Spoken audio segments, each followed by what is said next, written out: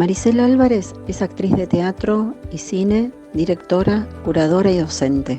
Cursó estudios de literatura en la carrera de Letras de la Universidad de Buenos Aires y se formó con reconocidos maestros de teatro y danza contemporánea.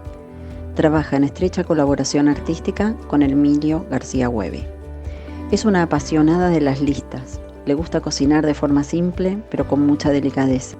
Vos trabajás con artes vivas, ¿no? Bueno, contanos un poco cómo es eso y cómo es la relación de las artes vivas con el espacio público.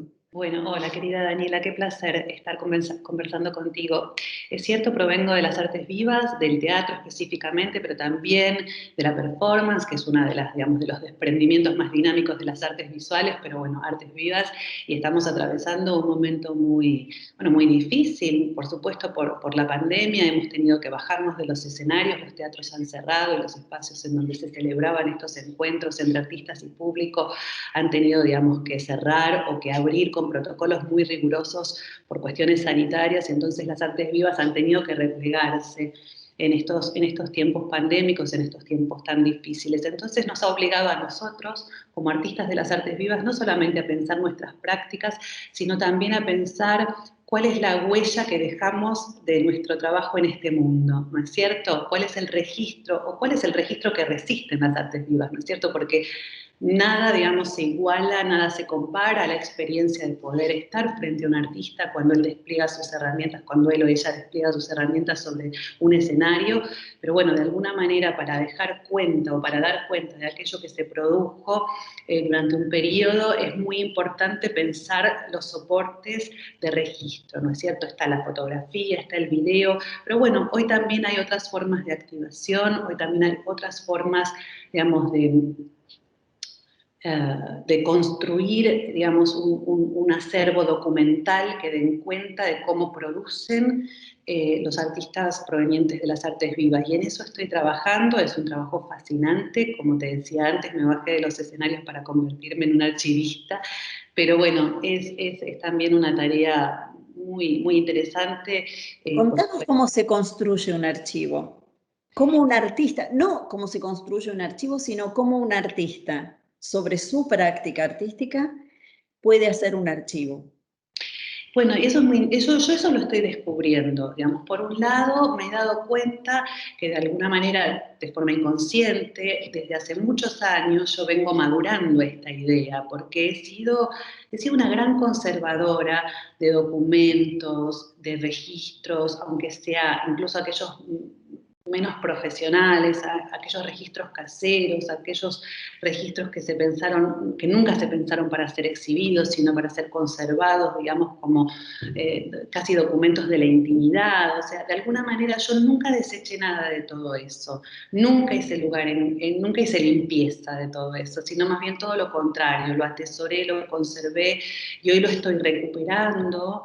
Hoy estoy aprendiendo respecto de cómo conservar documentos, cómo actualizarlos, cómo digitalizarlos, digamos, para de alguna manera combatir el paso del tiempo. Algunos soportes se vuelven obsoletos, entonces estoy tratando como de entender y de aprender cómo hacer que esos registros no se pierdan con el paso del tiempo. Entonces es un poco aprender sobre la marcha, pero por el otro lado es comprender que de alguna manera el germen o el deseo de conservar estos documentos para el futuro estaba en mí de alguna manera, porque si no... Eras un archivista.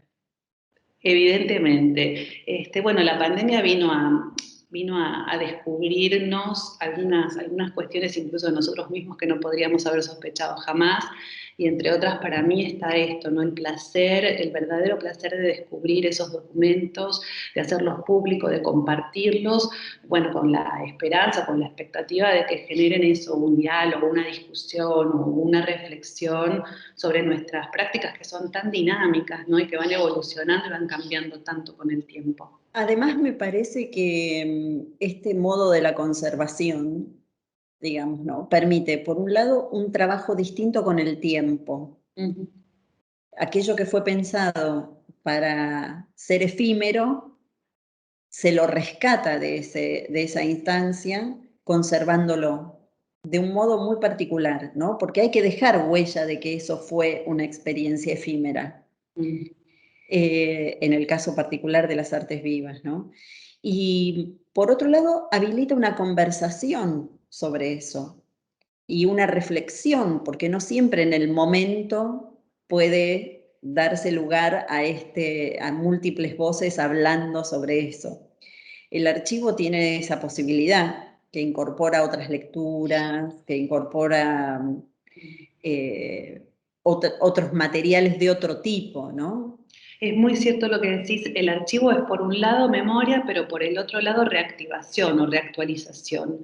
Entonces, por un lado nos permite, por supuesto, revisitar aquel pasado y estudiar o comprender o desmontar, desentrañar las acciones realizadas en otros tiempos, pero a la vez también nos permite reflexionar, repensar, cuestionar, bueno, someter a un análisis crítico aquellas experiencias, ¿no? Con, digamos, la historicidad a favor en muchos casos, como es el caso del archivo Filoctetes y del archivo que reúne los documentos de aquella experiencia, de la intervención urbana que realizamos entre el 2001 y el 2008, pero bueno, en el teatro también, por supuesto, porque nos permite entender y comprender cuáles eran, digamos, las herramientas estéticas empleadas en determinadas épocas que respondían además al signo de los tiempos en aquel entonces, y cómo hoy, vistas con la historicidad a favor, se pueden también pensar críticamente. Es fascinante el tema desde ya. Uh-huh. Y en ese devenir, digamos, ¿no? Es una práctica que te descubriste apasionante, porque vos nos contabas, bueno, sos amante de las listas, ¿no? Yo pensaba, yo soy amante de las colecciones y siempre pienso que en algún punto coleccionar atormenta, porque Claro, porque siempre es nunca está completa la incompleto, colección.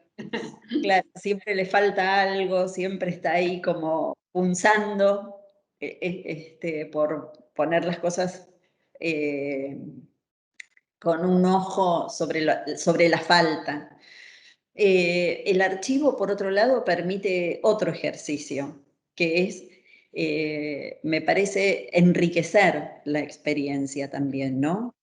Vos todo este proceso que estás haciendo y llevando adelante también y que te habilita otras conversaciones, ¿cómo lo estás viendo desde abajo del escenario esta vez? Sí, es fascinante porque además es un trabajo colectivo, ¿no? Eso también quería agregarlo, ¿no? Porque, bueno, por ahí pareciera que el archivista o el coleccionista digamos, o el fanático de las listas, digamos, es un ser solitario, mientras que yo pienso a partir de esta experiencia del archivo Filoctetes que la labor es todo lo contrario, es una labor colectiva, es una labor de colaboración, una labor que nos pone en conversación con otros y con otras, y por lo tanto esas conversaciones nos enriquecen y nos permiten cambiar los puntos de vista y de alguna manera también ir modificando en el hacer, ¿no?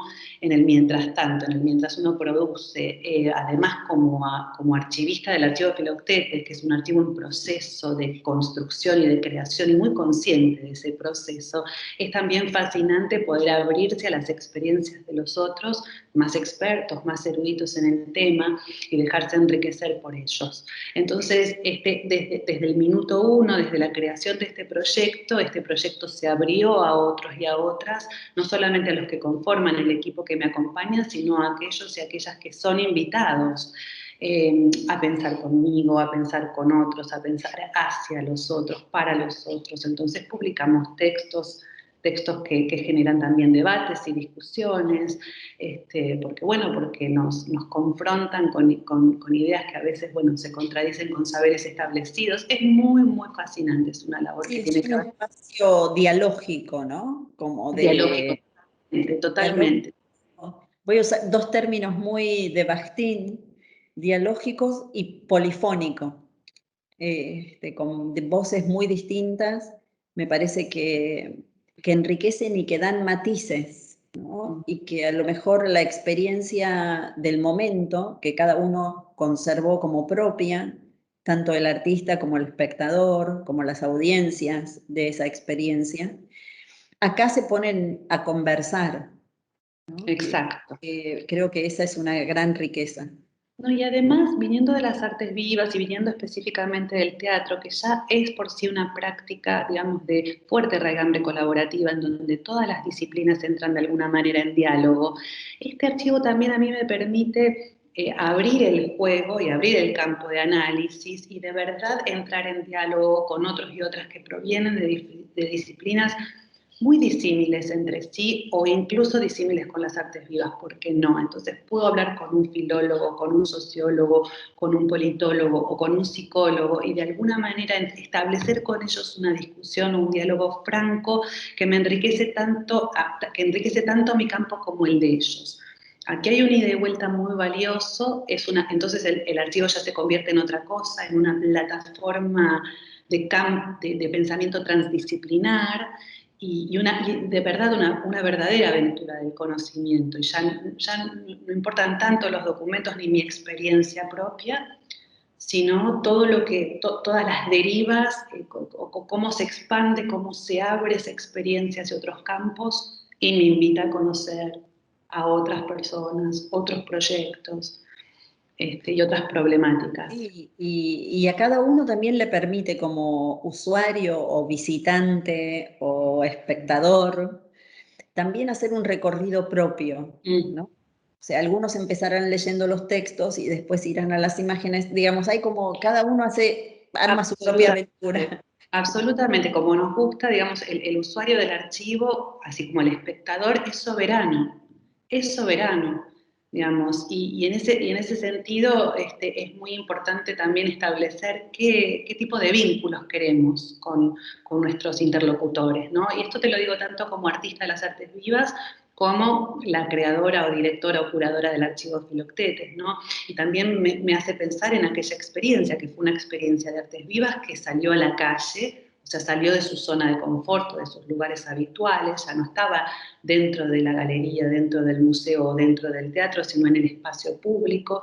Y ahí hay que entender que uno está irrumpiendo, digamos, en la vida o en el cotidiano de un otro, que también es soberano como espectador, como transeúnte, y que se puede manifestar de formas que nosotros no podemos, insospechadas para nosotros, imprevisibles para nosotros como artistas, y hay que en todo caso estar a la altura en ese sentido de la experiencia y de este tipo de interrelación con los públicos, ¿no? Claro, el espacio público es una escena es un contexto, no una escena, es un contexto muy distinto al de... Mar, nosotros somos riachos y construimos en un mar y ese mar es el espacio público y allí estamos todos y convivimos todos y entramos en conflicto también todos, ¿no? Porque este proyecto, vos sabés muy bien que fue un proyecto muy controversial y que tiene tantos detractores como personas afines, ¿no? O personas que lo defienden, que lo consideran,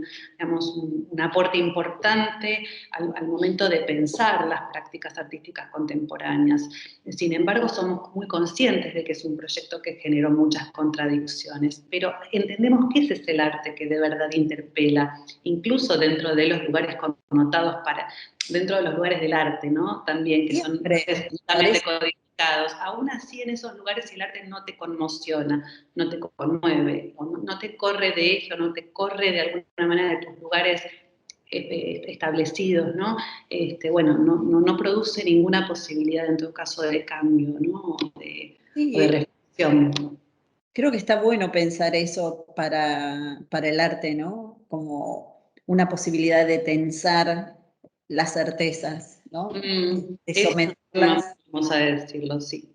de someterlas a cierto esa palabra nunca me sale,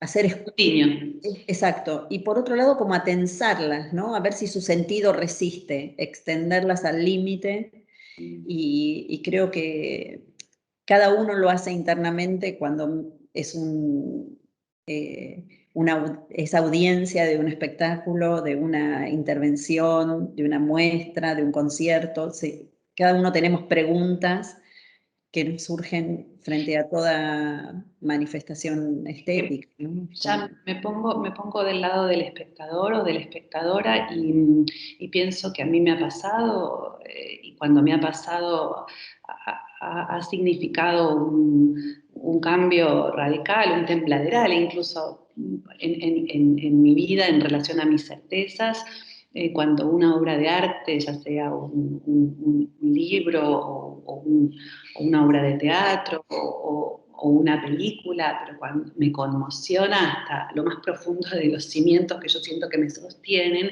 es cuando de verdad entiendo el efecto que puede tener el arte en la vida de las personas y el poder de modificación también, ¿no? Te agradezco muchísimo. La agradecida soy yo, contigo y con Fundación Medife, de todo corazón. Gracias. Chao. Un fuerte abrazo, chao.